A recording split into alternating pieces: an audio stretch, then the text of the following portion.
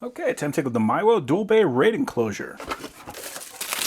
So the first thing I can see is that this is an all-metal case, which is something I love to see. Most of the time, these things are just plastic. We do have some LED indicators on here to let us know if the hard drives are actually running. It does have active cooling. We've got a Type-C connector. It actually has the RAID configuration right there, and it has it laid out there on the back, so we know exactly what these are. We have physical control over the fan right there. We can turn it on and off with a switch, so we don't have to unplug it. And we got our reset button right there. It looks like we also have LED indicators on there to let us know what this switch is currently in, just in case we weren't really sure. So it looks like as it is, we can just slide this in and out, but we can throw screws in there, so if we want this to be a more permanent enclosure, we can do that. So this is plastic, which is perfectly fine in my opinion. We do have our SATA connection right there on the bottom. It's even labeled hard drive 1, hard drive 2, and the SATA port is closer to the top, so both of the hard drives are going to be basically oriented in the same position. We also have venting in the back, so we got a place for that airflow to go. That's nice. So they gave us a little screwdriver so we can run those screws in. We got a USB-A to USB-C cable, as well as a USB-C to USB-C cable. We got our power supply. It says this is good for 100 to 240 volts, so it's good for international or domestic. It outputs 4 amps at 12 volts. It came with a bunch of screws, so we don't have to supply our own. We have a stand, so we can stand that straight up. I don't know that we would actually need it, but if you want a little bit more stability, we got that. It also is nice to have those rubber feet on the bottom, so it's not going to be sliding around. We got stickers to label the hard drives, and we got a tiny flathead. I have a 10 terabyte and a 1 terabyte, so I'm just going to make sure that it will work with both of these. I just want to line up that SATA connector to make sure that that is locked in. I can throw in a couple of screws to make sure that that stays in place. And I will do the same thing for my 1 terabyte. Now, if this is something I was going to be transporting around, I'd probably want to use all 4 screws just to make sure that there's no chance that this is going to wiggle around. So right now, both toggles are up, so it is in normal mode. So it should read both of these hard drives as independent hard drives. My laptop uses USB-C ports, so I'm going to use the USB-C to USB-C cable. Switch that guy on. Can't see we got both LEDs here on the top, and I can hear those hard drives spinning up. 2 mechanical hard drives, that is going to be the most power usage you're going to get out something like this, and it does appear that that is working properly. Now, if you listen closely, we can hear it is making a bit of noise. That is just because this hard drive is kind of noisy. That is a reason that this 10 terabyte hard drive is not in my computer right now, because it vibrates and it makes a lot of noise, but it's actually fairly quiet in this enclosure in comparison. Okay, cool. So that did power it down. So it's not just going to be constantly running those drives. I want to turn on the fan.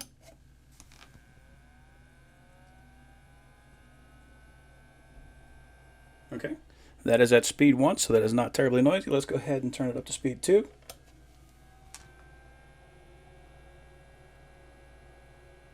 Okay. So you can hear it, but it is not crazy. So out of curiosity, I mean, this is just an old spinning rust hard drive, but I do want to see what kind of a speed I should be able to expect out of these. Okay, so that is about what I would expect out of a mechanical hard drive. So we're looking at sequential 1 byte, 8 process, 1 thread, best case scenario, around 138 read and 126 on the write. So it's nothing to write home about, but as far as writing continuously, just writing a ton of information, I think the mechanical hard drives are still the best option for that. So we know that this enclosure can max out what a mechanical hard drive is capable of. Let's go ahead and check a solid state drive.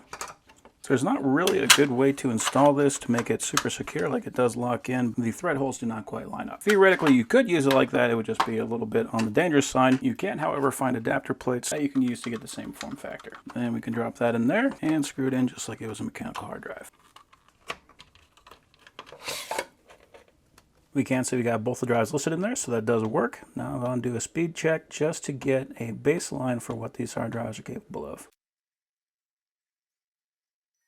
Okay, cool. So that is about what I expect out of this hard drive. So we're getting a 569 on the read and a 533 on the write. Nothing out of the ordinary there. Well, let me check the other drive. The other drive, I believe, is a bit slower, but let's just make sure. Okay, so this is pretty much about exactly the same. So now we need to start taking a look at RAIDs. Right now I've got a 931 gigabyte hard drive and a 465 gigabyte hard drive, so about 1.5 terabytes total. I want to switch it to large, so I'm going to put both of these dip switches down. So like that, and I'm going to press and hold the reset button for a few seconds.